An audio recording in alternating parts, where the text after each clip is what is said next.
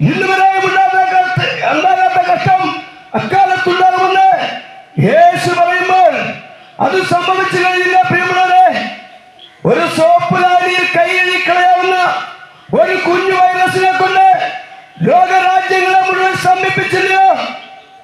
മനുഷ്യന്റെ ഉപജീവന മാർഗങ്ങളെ നിർത്തിവെച്ചില്ലയോ?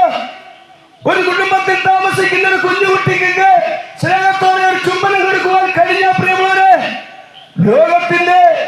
ലോകത്തിലെ എല്ലാ മനുഷ്യന്റെയും വായും മൂക്കും ഇതിനു മുമ്പ് മൂടിക്കെട്ടിയ കാലം ഉണ്ടായിട്ടുണ്ടോ പ്രിയമുള്ളവരെ? ഒരു മനുഷ്യൻ മരിച്ചാൽ പോലും ഒരു നോക്ക് കാണുവാൻ കഴിയാതെ പ്ലാസ്റ്റിക് കിറ്റുകളിലാക്കി കുഴിമാടങ്ങളിലേക്ക് തള്ളിയത് നാം കണ്ടതല്ലേ പ്രിയമുള്ളവരെ?